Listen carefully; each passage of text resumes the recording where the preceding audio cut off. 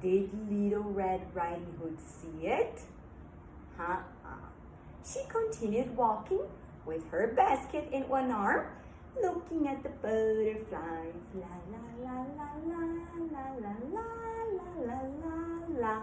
Suddenly, the big bad wolf jumped in front of her. "Whoa, hello, little girl," he said. She said, "Well, hello." "Remember, don't talk to strangers," said her mother. But I think she forgot about that. "Where are you going with this yummy basket?" I'm going to visit my grandma, and I'm gonna give her this basket because my mommy told me to. Okay. And where does your grandma live? She lives in a house on the other side of the forest. I'm gonna go. Bye-bye, Wolf.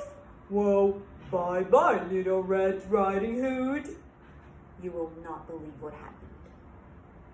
The big bad wolf was really fast. So he ran towards the grandma's house. When he arrived there, he knocked on the door. Hello, Grandma. It's me, Little Red Riding Hood. But it was not her. But Grandma thought it was. So she opened the door. "Oh, you are not my granddaughter." The big bad wolf swallowed Grandma in one bite. And he just laid there on her bed. Meanwhile, Little Red Riding Hood was arriving at Grandma's house. Na na na na na na na na na na na. And she knocked on the door. Grandma, it's me, Little Red Riding Hood. Well,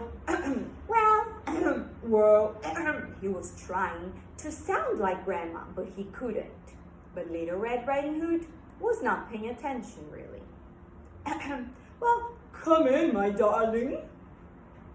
When she opened the door. Hi, Grandma. I brought you some candies, some fruits, and oh, wait a minute, Grandma. What big eyes you have. It's to see you better with, said the wolf. Grandma, what big ears you have. It's to hear you better with. But then, Little Red Riding Hood noticed that Grandma's mouth was so big and enormous, and she said, Grandma, what big mouth you have. She barely didn't have time to finish her sentence. The big bad wolf said, It's to eat you better with. When he was going to open his mouth to swallow Little Red Riding Hood in one bite, there was a hunter walking by, and he heard her screaming, Help!